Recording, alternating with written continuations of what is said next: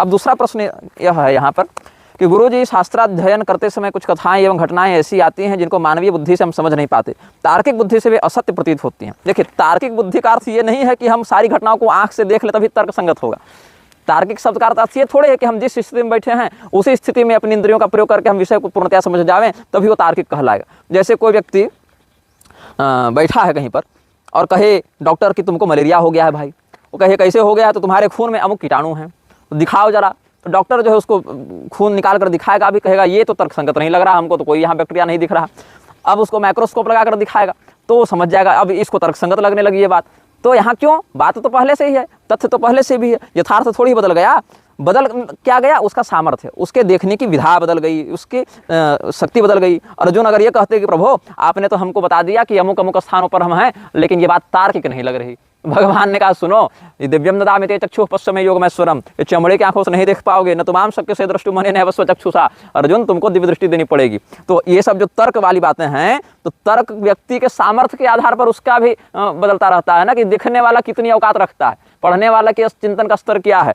अब ये तो वही कोई कहेगा कि देखो तो हमारे मास्टर साहब ने पढ़ाया कि पृथ्वी में गुरुत्वाकर्षण का बल होता है, और हमको उदाहरण में कह दिया कि सेब ऊपर से गिरा नीचे तो गुरुत्वाकर्षण का प्रमाण हो गया, लेकिन हमारे पिताजी जो मेला से गुब्बारा लाए थे वो तो मेरे हाथ से छूट के ऊपर चला गया, तो ये बात तो तार्किक नहीं लगी कि पृथ्वी में गुरुत्वाकर्षण बल होता है।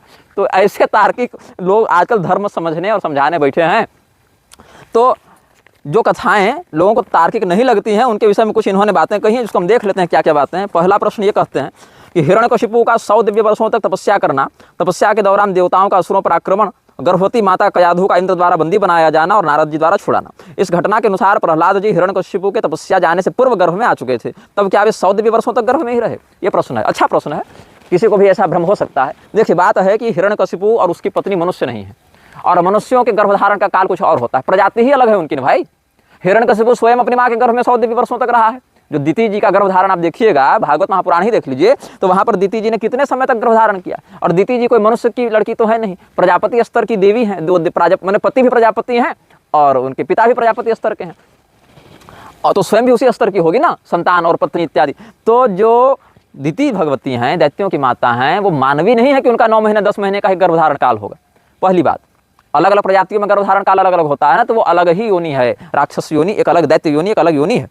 अब यहाँ पर दूसरी बात, इस जो राक्षसी होती है उसमें बहुत सी ऐसी शक्तियाँ प्राकृतिक रूप से होती हैं, जैसे काम रूपिणी, काम गर्भिणी स्त्रियाँ जो राक्षसियाँ होती हैं राक्षस प्रजाति में, वो गर्भधारण करने का विकल्प रखती हैं कि हमको गर्भधारण करना है कि नहीं करना है, गर्भधारण करना है तो कितने समय तक करना है। दूसरी बात, क्या रूप बना लेना है, इच्छानुसार रूप बना लेना।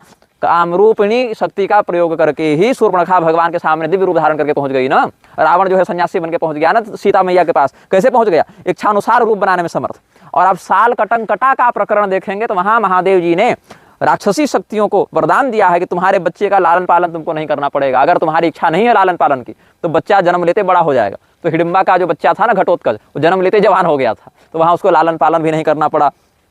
तो राक्षसी प्रजाति में ऐसी दिव्य शक्तियां होती हैं कि वो इच्छानुसार गर्भधारण कर सकें, इच्छानुसार उसका स्तंभन कर सकें, इच्छानुसार उसका भरण पोषण कर सकें।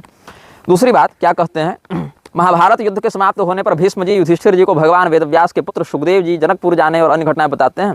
इस प्रकार देखा जाए तो सुखदेव जी का जन्म महाभारत युद्ध प्रारंभ होने से बहुत समय पूर्व हो चुका था, तब इस घटना के लगभग 100 वर्ष बाद भी सुखदेव जी 16 वर्षीय बताए गए हैं। हाँ, इसीलिए बताए गए हैं क्योंकि सुखदेव जी भी कोई सामान्य मनुष्य नहीं है, वो ब्रह्मवेत्ता योगी हैं, महादेव जी के अवतार हैं कुर्म पुराण के अनुसार, और स्कंद पुराण के अनुसार वो भगवान कृष्ण के ही स्वरूप हैं। तो ये जो देहाभिमानातीत अवधूत योगी होते हैं, ब्रह्मनिष्ठ महात्मा होते हैं, ये काल के द्वारा शरीर पर जो आक्रमण किया जाता है उससे प्रभावित नहीं होते। आप सनत कुमार जी का आप देखिए उदाहरण, तो क्या कहते हैं, वो कौन है, पूर्वेशाम भी पूर्वजा और बालका पंचहायना, ये 5 वर्ष की अवस्था वाले बच्चे दिखते हैं लेकिन पूर्वजों के भी पूर्वज हैं। ये सब बातें उनके विशेषण में, उनके व्यक्तित्व के विश्लेषण में भी बताई गई हैं। तो 5 वर्ष की ही उनकी अवस्था दिखती है, लेकिन वो तो अवस्था के दृष्टिकोण से दक्ष प्रजापति और ये सबसे भी पुराने, नारद मुनि से भी पुराने हैं सनत कुमार अवस्था की दृष्टि से। तो सुखदेव जी भी उसी श्रेणी में आते हैं कि जो जन्म लेते ही अपने पिता का मुख न देखे, यंग प्रव्रजम तमनुपेतमपेत कृत्यम द्वैपायनो विरह कातर आजुहाव, सर्वभूत हृदय से सुखदेव जी महाराज जन्म लेते ही अपने पिता का मुख भी न देखा और परित्याग करके चले गए ब्रह्मचिंतन करते हुए। और सुखदेव जी के पीछे पीछे पुत्र स्नेहातुर होकर भगवान वेदव्यास जी उनको पुकारते हुए जब जाने लगे तो वृक्षों ने उनकी ओर से उत्तर दिया है कि ये आपके पुत्र जो है वो सामान्य पुत्र नहीं, कोई हड्डी चमड़े का संबंध नहीं आपका इनसे, ये तो परब्रह्मवेत्ता है। ऐसी बातें समझनी चाहिए। ये सुखदेव जी जैसे, दत्तात्रेय जी जैसे और अन्य भी आप देख रहे हैं गुरु गोरक्षनाथ जी जैसे महान सिद्धों के ऊपर काल के द्वारा जो शरीर पर परिवर्तन किया जाता है उसका प्रभाव नहीं पड़ता। ये योग संसिद्धि है इनकी, ये इनका दिव्य सामर्थ्य है।